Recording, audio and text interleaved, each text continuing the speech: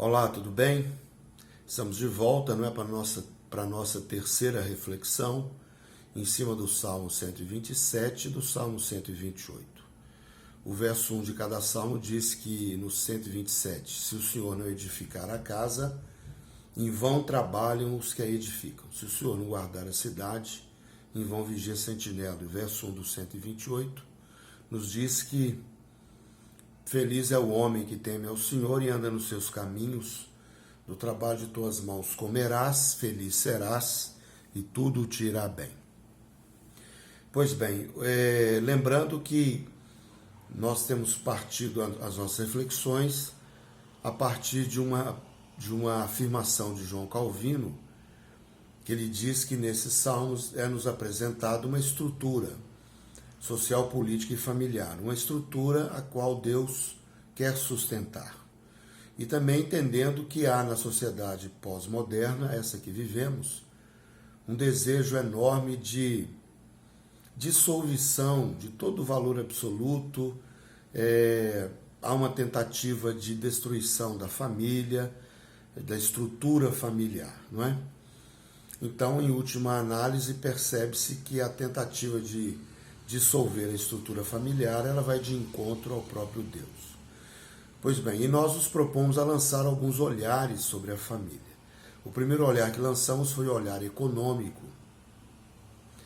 E a gente concluiu que a família ela é muito mais calvinista, ela não pode ser marxista.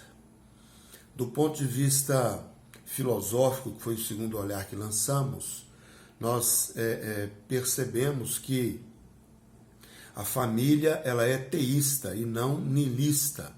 Lembrando que o teísmo é aquela corrente filosófica que nos mostra que há um Criador, que há um propósito na vida, que a história acontece com um propósito todo próprio, a história não é obra do acaso. E que o nihilista imagina que tudo é obra do acaso.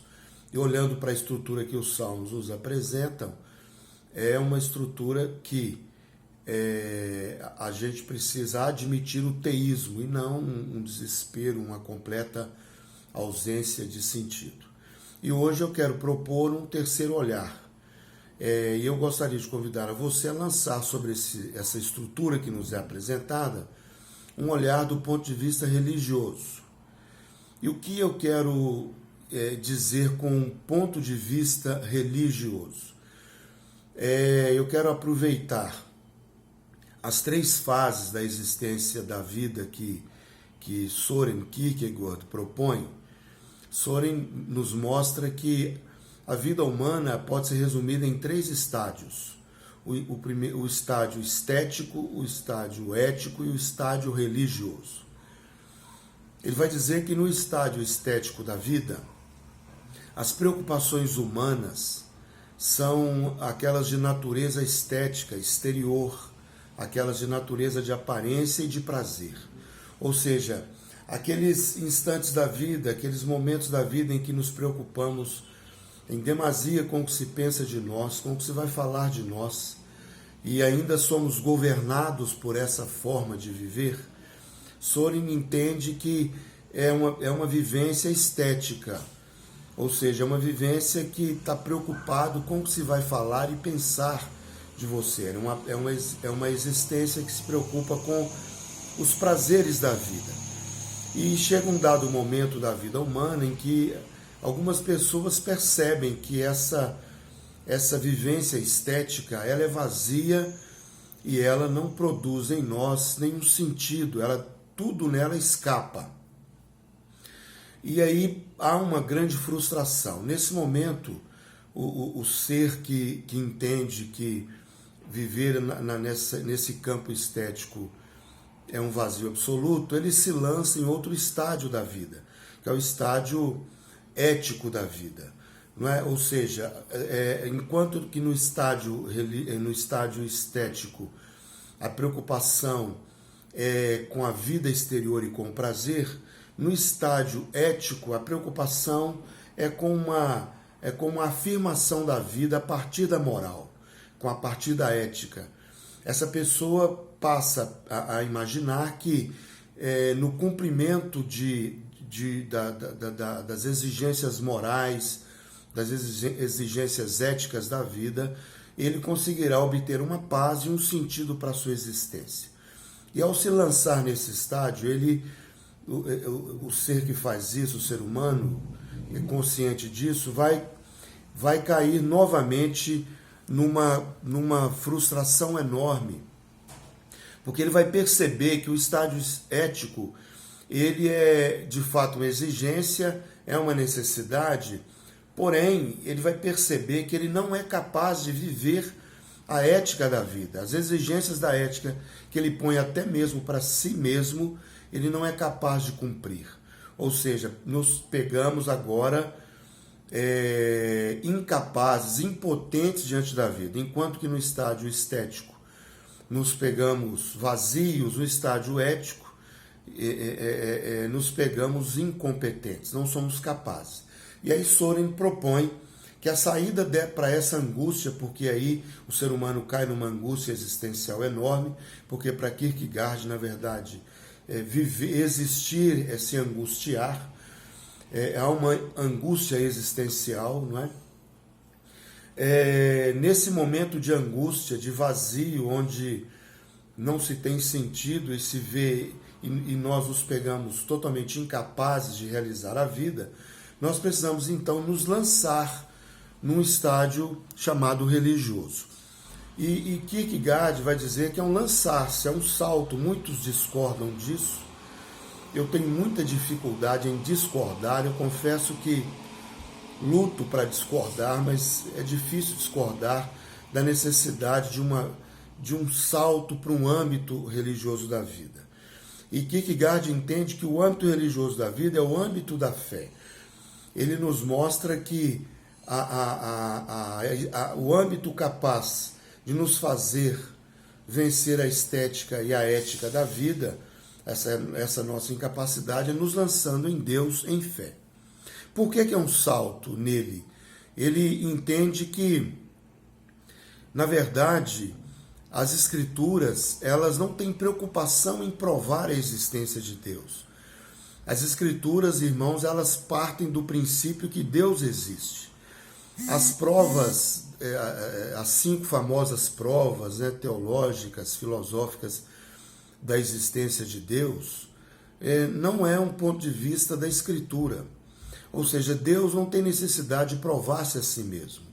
E, segundo mesmo João Calvino, Deus é conhecido como Deus desconhecido, ou seja, há em nós uma incapacidade racional de conhecermos Deus. E se há uma incapacidade racional, se Ele não nos tocarmos, não teremos capacidade de nos lançarmos em fé. Ou seja, é um salto no sentido de uma ação na direção de Deus que não foi fruto de um conceito ou de uma conclusão intelectual. Não é o que disse Pedro para Jesus: tu és o Cristo, filho do Deus vivo. E Jesus responde para Pedro: não foi carne nem sangue quem te revelou essas coisas, Pedro, mas meu Pai que está nos céus. Então eu proponho um olhar religioso nesse sentido, ou seja, um olhar daquele que já se assumiu religiosamente estar em Cristo, aquele que já entende que a sua vida está em fé lançada em Cristo. Então, dentro de um ponto de vista religioso, a gente percebe pelos Salmos que a família, ela é fideísta, ela não pode ser materialista. Ou seja, o fundamento da vida religiosa, irmãos, é a fé. O Salmo nos mostra que se o Senhor não edificar, em vão trabalha quem edifica. Se o Senhor não vigiar, em vão vigia. Ou seja, o fundamento da cidade está num âmbito que nós não podemos ver. Tem alguém construindo, edificando. Mas se Deus não edificar, todo esse trabalho é vão. Ou seja, somos desafiados por esse salmo, por essa estrutura familiar que nos apresenta, a viver em casa, a viver com os nossos filhos, com os nossos familiares, uma vida de fé, uma vida de confiança naquele que pode sustentar a nossa existência.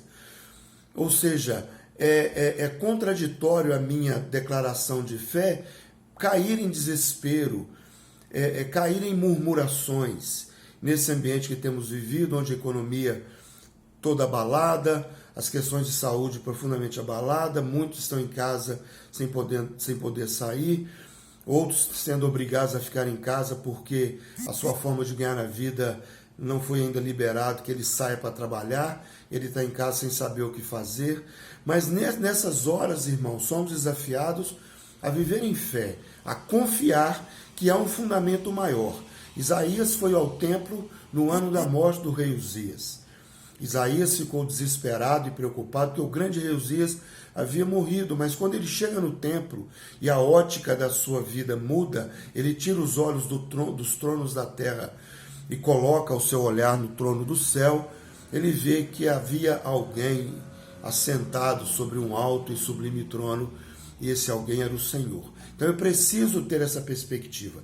E essa perspectiva é de alguém que vive em fé, é um fideísta. O fideísta, apesar de ser um termo pejorativo, mas eu assumo ele, porque o fideísta é aquele que vê nas Escrituras o fundamento da sua vida.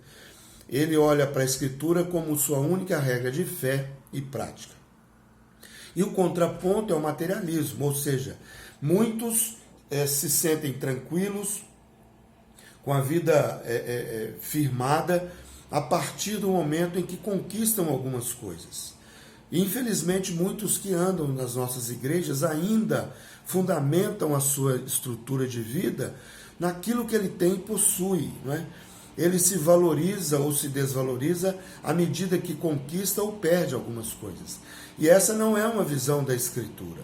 Eu devo trabalhar, devo comprar, devo guardar parte do meu dinheiro para problemas futuros existenciais, futuros, coisas eventuais podem acontecer, mas o que fundamenta a minha vida é Deus e não aquilo que eu possuo. E muitos entram em crise porque não tem o melhor celular, não moram nos melhores lugares, não tem os melhores empregos. E isso, irmãos, é uma declaração de que a sua vida não está fundamentada na fé, e sim nas coisas que se vê, nas coisas que se mostram, nesse materialismo que chegou até nós. Ok? Pense nisso, não é? Do ponto de vista econômico, a família é calvinista, ela não pode ser marxista. Do ponto de vista filosófico, a família é teísta, ela não pode ser nihilista. E do ponto de vista religioso, entendendo religião como um modo de ser existencial, não religião como proposta humana de adoração a deuses específicos, não, mas um lugar existencial onde eu declaro a minha fé em Jesus Cristo. Então, do ponto de vista desse lugar, do ponto de vista religioso, a família, ela é fideísta, ela não pode ser materialista. Amém? Pense nisso. Deus te abençoe. Boa semana.